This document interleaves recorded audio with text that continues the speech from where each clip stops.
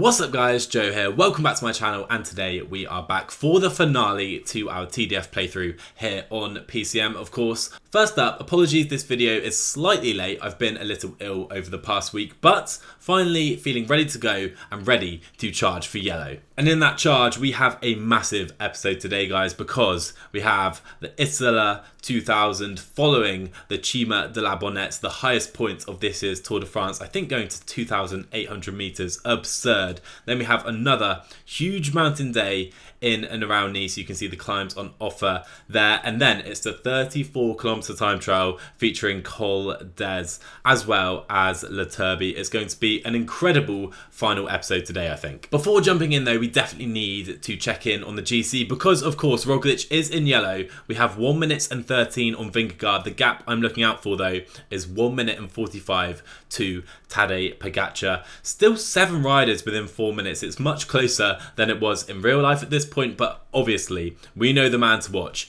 is Tadej. And let me assure you guys, the glasses are going on early today. We need to be focused from the get-go, especially because Primoz on a -1 day, not what we need in that yellow jersey. You can see I've obviously thrown Hindley and Bob Jungels into a very large breakaway early on. The Yates bros are here, there's Landa, there's Derek G. There are some incredible climbers up the road already. The likes of Almeida, Ayuso are here for Poggy as well. It's a massive move. Okay, that's not quite ideal. Bob Jungels crashes early in the stage. Let's try and recover. No.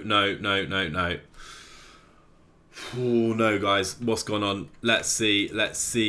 As long as Primoz can continue here, he does. Alright, Primoz crashes in the yellow jersey on stage 19. My heart drops, as you can probably tell, and we need to get back to the peloton as soon as possible. Important, I think, not to panic here. Despite Vingegaard and Pogacar up the road, we do have Remco Evenepoel in this group with us as well, so hopefully Roglic should get dragged in by the Soudal Quickstep guys without spending too much energy here. And we're back. Okay. Crisis averted. And again realising as Jungels drops away from today's breakaway, he is not going to get back in, that Poggy has an absolute armada of teammates up the road. Ayuso, Yates, Pollitt is here, and Almeida. He has 3 incredible climber satellite riders with Nils Pollitt as well. It's all set up for a Poggy attack. Guys, this tempo is just insane. Hindley is on a +2 day. He has a huge mountain rating, and we have Pidcock, Thomas, Yates, and Almeida left. Ayuso is now dropped, along with Barguil, Simon Yates, and Christian Rodriguez. This is crazy. Only 1k to go to the top now. And in this situation, guys, I wonder what I can do. UAE just simply have such a strong team with 3 satellite riders up the road. We have Hindley, who is going to be so beneficial, I think, later in the stage. Jungels could be still as well. But I can't really chase UAE. They're going to have so many riders here. And we just have to hope for the best here and hope Pogacar is not on one of his incredible days. Probably unlikely. So Hindley faring pretty well on the Chima de la Bonet, but I don't think he's going to be able to stay with Joao Almeida and Tom Pidcock here as Juan Ayuso drops away. Hindley can now drop the wheel, set his own tempo to the top. That is everything he has today. 5k to go, and it looks like Joao Almeida is the huge favourite for the stage win. And that's because the peloton are not really setting any type of tempo here, which suits me down to a T. I'm not complaining at all. I'm surprised we haven't seen UAE set more of a tempo here, or even Visma for, of course, Jonas Vingegaard. So Jai Hindley will be second across the Chima de la Bonet, behind, of course, Joao Almeida, who now has a 1 minute lead. Will he now be solo to the finish line? So amazingly, we have literally only lost Danny Van Poppel over the top of the Chima de la Bonet. We still have our entire team either up the road, ready to drop back, or in the peloton with our yellow jersey. And guys, obviously I'm playing this defensive. Would have loved to attack and set things up over the top of the Chima de la Bonet. On this -1 day, not sure it's the best idea. So it will be one of these 5 riders at the front of the race winning the stage. I don't think it will be Ayuso. He seems to be working for the strongest man today, Joao Almeida. Very rare to see based on real life, but Simon Yates is here with Pidcock as well. 2 Brits trying to upset the UAE party. It's 14 minutes almost back to the peloton and the yellow jersey. So this has quickly become 2 races in 1. I will give Jai Hindley the chance to fight for the stage win here. If he does get dropped over overwhelmingly so by the likes of Almeida or Yates or even Pidcock, I will then think about dropping him, but let's see if he can maybe win the stage. And Primoz trying to conserve some energy on this poor day, but he is getting forced back in the group with Pogacar and Vingegaard lurking towards the front. We need to move up here. And still, Jumbo have plenty of riders. They have Christophe Laporte on the front. Van Aert is here. Tratnik as well, still surviving with Tiege Benoot. What a team they have with Jorgensen and Kelderman in the group as well, as Tratnik now takes over. Laporte finally pulls over. And at the front of the race, Simon Yates attacks with 5k to go. We're going to try and use the UAE teammates as much as possible here. So suddenly this race has burst into life all over the road. I'm trying to keep an eye on both groups as best I can, trying to prioritise, of course, the GC and yellow jersey group, but no attacks just yet. But Hindley at the front. Yates has been caught, but here we go, and there is an attack at the front of the race. It's actually just Ayuso lighting up the tempo now. Let's try and accelerate with Hindley. There's only 1k to go at the front.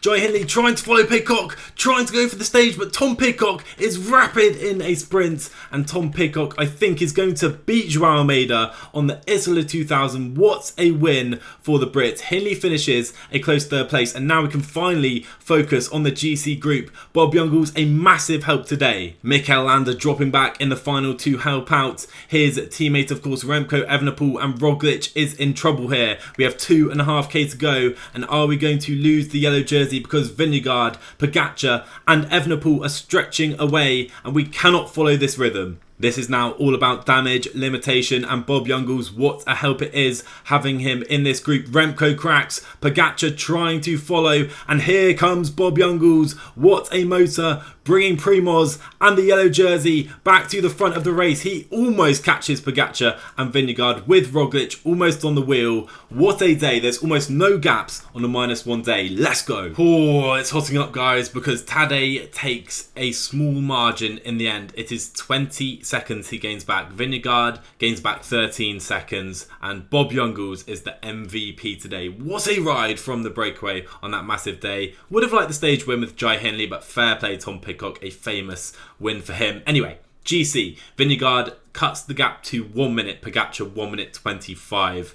And the question is this a big enough gap for the time trial? I can see us losing at least a minute to Tadej in the time trial, maybe 30 seconds or so to Vingegaard. So do we need to be aggressive? I would like to open up this buffer a little bit more if we can. Let's hope we have a good race day. And we're absolutely going to need it, because 136k, and it's one of, if not the hardest stages of the race. Can Tadej pull off a special, and can Primoz hold on to yellow? Let's go.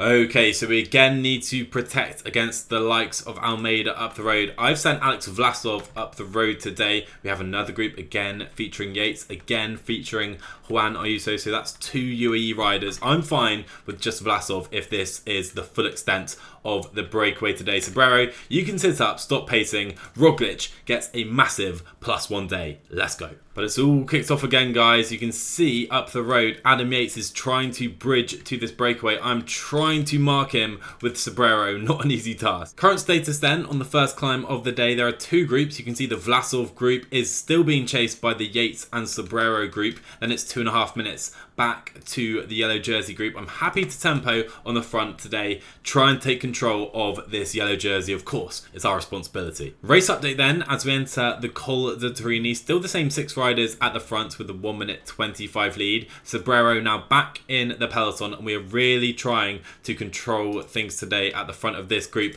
I'm not against setting a more difficult tempo for Primoz, but he does need to move up towards the front. Oh, and this is quickly turning into a very difficult stage, guys, as we have suddenly less than 50 riders. Still, we have Primoz towards the back of this group. Let's try to move up. I'm sure Vingegaard is on a fantastic day. Look at the Visma Bees to the front. Finally, all the Visma riders have been dropped. They're just in a group a little further back. You can see the likes of Tiege Benoot. We have Wout van Aert, Bart Lemon in this group right here. But 34 riders are going to cross the Col de Torini together. Okay, and still Wilco Kelderman and Visma on the front. It's Jorgensen and Kelderman taking turns on the foot of the Col de la Colmian. Roglic in the group of 28 riders looking pretty good with Sobrero and Hindley. And of course, we still have Alex Vlasov at the very front of the race. Now only with Santi Petrago and Geraint Thomas. Still Matteo Jorgensen paces on the Col de la Colmian. What a ride by the Visma riders today. Of course, working for Vingegaard. Roglic, though, I must say, is looking pretty good. Now Sobrero will move over to help him as Bob Jungels does drop away. So does Sivkov, Yves Lampaert and Nielsen Paulus as well. You know what, guys? I'm feeling pretty good. I think we're in a good situation here. Vlasov at the front with Petrago. Geraint Thomas will join up in this descent. But we have him as the satellite rider. And I think he will be used as a satellite rider today rather than going for the stage win.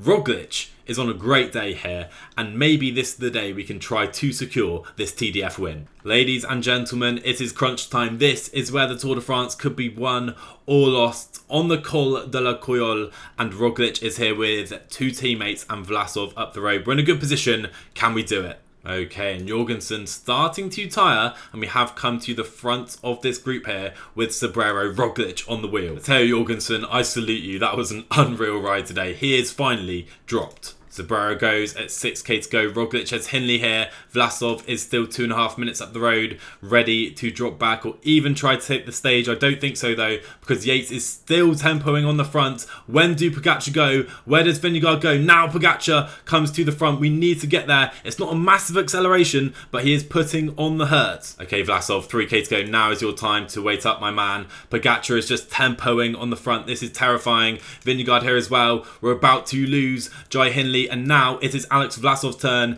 to help out the yellow jersey of the Tour de France. Pogacar is setting an infernal rhythm here. And to the top of the Col de Coyol, here we go. The best rise to the top. Evenepoel, Vingegaard and Pogacar. Can Roglic stay here? There's only 700 metres left and Roglic is dropping yet again. Here goes Pogacar. Pogacar cracks to the top and so does Vingegaard, and Roglic is still here. Winning today is Santi Petrago. I think we probably denied Roglic the chance, Vlasov the chance to win today, but Roglic follows Vingegaard all the way to the line. Same with Pogacar, and we hold yellow on the final mountain stage of the Tour de France. Wow, guys, what a stage, what a ride by our guys again. Roglic loses just 3 seconds to Jonas and gains 6 on Tadej. It is so tight at the front of this race, and there is 57 seconds with one stage left and 1 minute 31 to Tadej, and you know what's coming up here. It is a three-way fight for the Maillot Jaune on the streets of Monaco to Nice.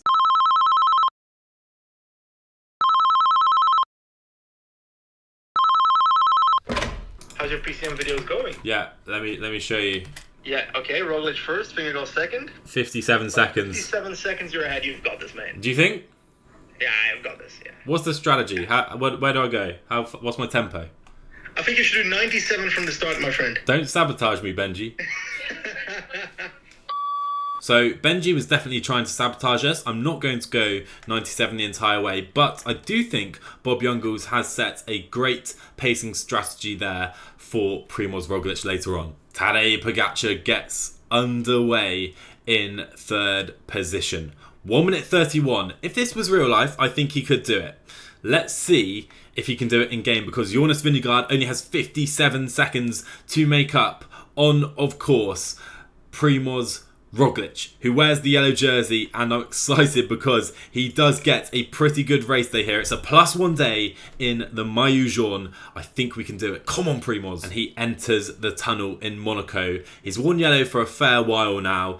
He has, I would say, been the dominant GC rider in this race, and I would love to see him, at least in game, win his first Tour de France here. So we're going to try to go 85 up the entire La Turbie climb, and then try and rocket up the little ascent of the Col d'Ez here, up those uber steep percentages, try and recover in the descent, and then give everything we have left to the finish line. That's our pacing strategy today. Guys, I'm so nervous. I'm so nervous. Can we hold on in this time trial? We have to give everything, and Pogacar has beaten Evenepoel. They're both on fire at the first time check, with Vingegaard coming up closely. Okay, Jonas Vingegaard is 16 seconds down. I think we're going to be behind Pogacar. Remember, 1.5 minutes we have to allow now to the polka dot jersey wearer today, and Roglic is 26 seconds down. It's not a great start, but we're still in there. Okay, and now we're coming into the foot of the Col d'Huez climb. I'm going to try and go maybe up to 89 up here. Let's see how the other guys are getting on at this split, because Remco Evenepoel is now 6 seconds down on Tadej Pogacar, but you can see Primoz is flying up this section of this climb. We have such little yellow energy left, but now we can try to recover on this little rolling section and then the long descent into Nice. And Vingegaard has actually clawed some time back here at the second split. Okay, we're almost dead here at the top, but let's now try and recover, and we're now just 3 seconds down on Tadej, and we're holding on to yellow. Richard Carapaz crosses the finish line right here, and he is going to be well off the pace. 1 minute 22 down. Rodriguez, I think, is going to hold on to his 6th place ahead of Carapaz. Yes, he is, with Pale Bilbao close to finish, but Remco Evenepoel has almost caught his minute man as Roglic is now coming down the final part of the descent. Remco Evenepoel has finished, and he is 42 seconds in the lead, but will he take stage victory? Because here comes Tadej Pogacar, and he is on the same time as Remco Evenepoel, who makes it up on the final flat section, and Roglic is pretty cooked here with 2k to go. He's giving everything to hold on to yellow, but now it is Jonas Vingegaard. It's a 57-second gap to him, and I think he just about holds off Tadej Pogacar, and I do believe Primoz Roglic is going to do enough here. He kicks all the way to the line to hold on to the maillot jaune. We are 20 seconds off the pace. Oh, and we win the Tour de France.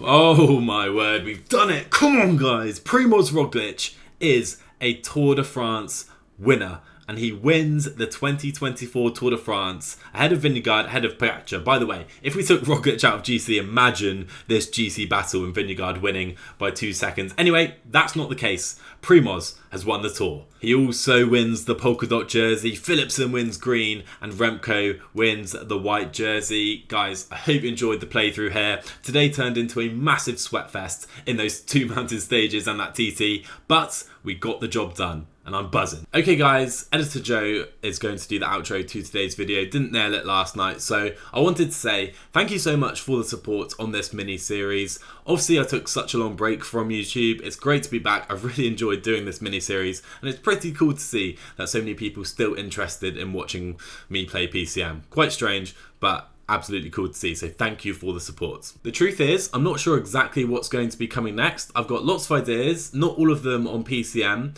and I definitely want to try and push myself outside my comfort zone, try some new things, and you guys are definitely going to see some of those new ideas soon. Let me know in the comments what you want to see next on the channel. Anyway, thank you so much for watching this mini Tour de France series. Hit like if you haven't already, subscribe if you're new, and I'll see you guys in the next one.